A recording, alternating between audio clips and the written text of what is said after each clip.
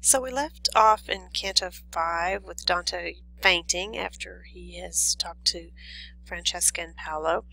And we open Canto 6 with him saying that with my sense restored, in other words, he's come back into his mind, he's gotten up from the faint. And they encounter another large creature, Cerberus. This is, so I'm on page 22. This is line 12. The weird and savage Cerberus is there, his three throats barking dog-like at the dead who lie submerged and sodden everywhere.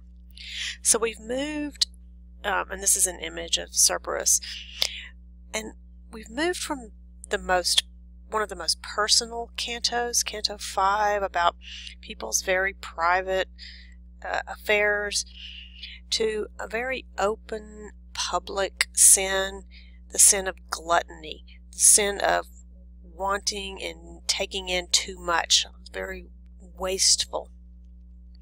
And Dante puts these two next to each other on purpose to sort of give this stark contrast between this very private sin and this very openly public sin of gluttony.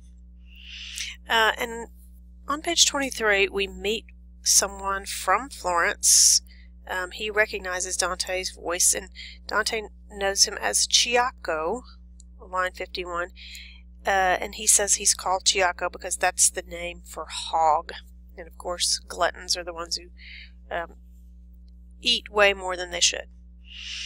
So Dante asks him at the bottom of page 23 if Ciacco can give him any information, if he can divine the future, if he can tell him what's going to happen in Florence. He says, "But tell me if you know what will befall the citizens of our divided city, and if there be one just man, and why the knife of discord has rent its soul already."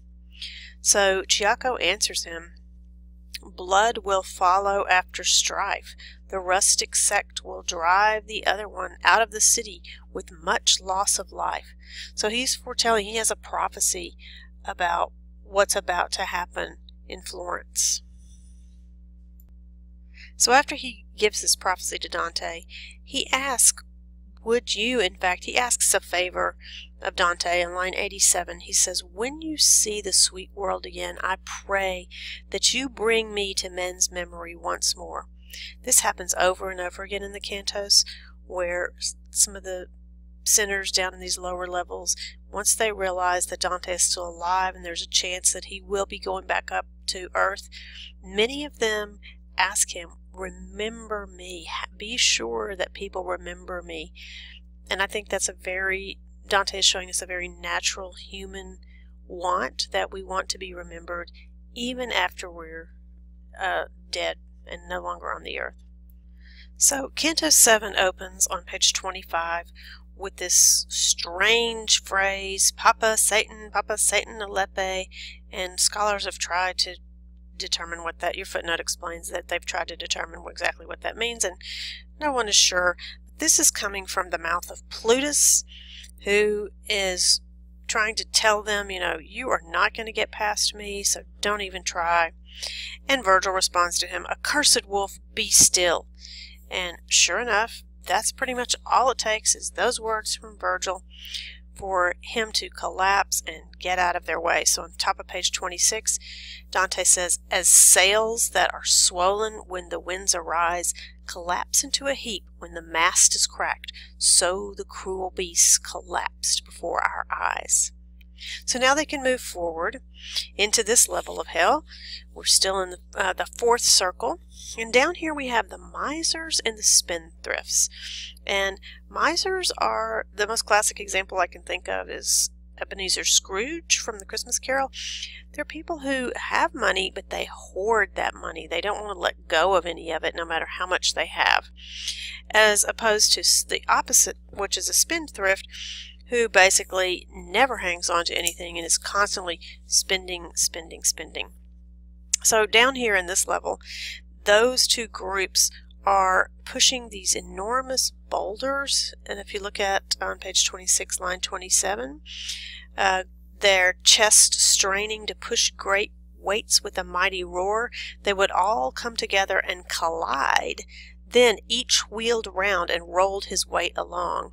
So the spendthrifts and the misers are crashing into each other, and then it's as if they turn around and go the other way and crash into each other again, and this is their punishment for all of eternity.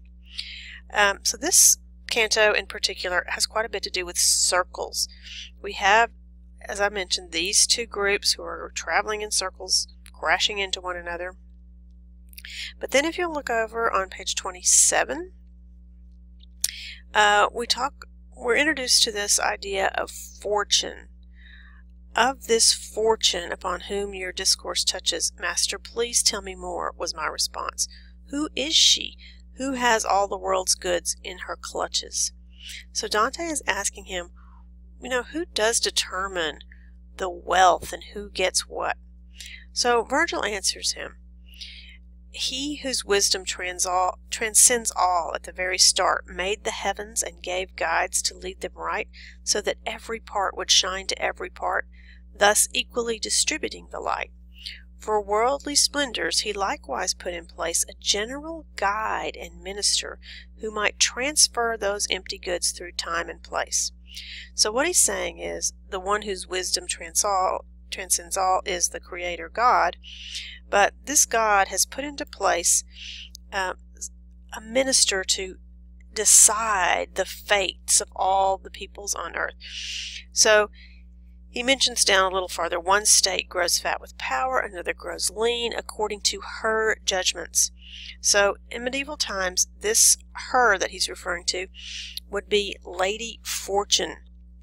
And Lady Fortune is an image of, you think of Wheel of Fortune and spinning the Vanna spinning the wheel.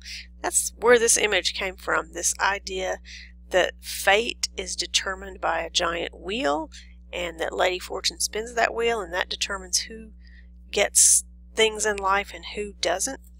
But Dante is making a bridge between this old idea of Lady Fortune and the more modern Christian, in his time, Christian idea that God controls everything. So how does he make that bridge? Well, he says that God created Lady Fortune, and she in turn determines the fate. So at the top of page 28 it says, with the other primal creatures happily, she rejoices in her bliss and turns her sphere. And that's the sphere he's talking about there. The sphere of fortune to determine the fates of all the humans on earth. Okay, as we begin Canto 8, we are coming to another river that we have to cross. This one is the river Styx. I'm on page 29. Phlegyas is the boatman this time who is ferrying Dante and Virgil across. And they're going over, this is the level where the wrathful are located. And the punishment here is for these sinners who are trapped down in the mud. And as Dante and Virgil cross, Virgil will actually be knocking some of them with his oar to make sure that they don't try to get up into the boat. Up until this point, for the most part, Dante has been very disturbed by the punishment of these sinners, fainting on occasion or turning his eyes. But this is the first time on page 30 where Dante is beginning to acclimate, whatever he feels like he's starting to appreciate the reason that some of these sinners are here. So page 30, line 48, how many who think themselves great kings these days will lie like pigs in the muck here, and they will leave behind names of horrible dispraise. Master, I said to him, this is Dante talking to Virgil, while we are still on the lake, it would please me greatly if I might see him dip down once more into the swill. So he is talking about one of these souls that he has been visiting about, and he's saying, wow, I'd kind of like to see him go down again. This is quite a change for Dante, who in the past, as I was saying, was a little bit timid about seeing these things. Now he's actually wanting to participate in this. So after they cross the river, they come to the gates of Dis, to get down to one of the lower levels. And for the first time, Virgil, just talking about wanting to go through, does not get a pass this time. So he tells him at the end of Canto 8 that someone will have to come and help them. So as Canto 9 begins, Virgil is still a little shaky, but he is assuring Dante that everything is going to be fine. He says, still we were meant to be victorious, or else she promised us such aid. And he's referring to Beatrice there. She wants this to happen for us. So we need to just be patient because something is going to happen. Alright, so Virgil is reassuring Dante, but then he spots these Furies, these terrible creatures, Megara, Alecto, Tisiphone, and once they see Dante and Virgil, are screaming out for Medusa to come. Well, we all know what happens when you look at Medusa. So Virgil tells Dante, top of page 34, turn around and shut your eyes tight. Be sure that if the Gorgon shows herself to you and you look at her, you will see this world no more. So not only does he tell him, but then as he does this, with his own hands too, he covered my eyes, almost as a parent would do for a child, to make sure that no matter what, Dante doesn't peek, because we know that if he looks at Medusa, as he mentions, you will turn to stone. So then we get this terrible crashing, violent smashing. So someone has come down from on high to say, what on earth, why are you not letting them through? The text says in your footnotes that this is probably an archangel. It possibly is Michael. And there's great descriptions on page 34 about as he comes down, the souls just begin to disappear to get out of the way.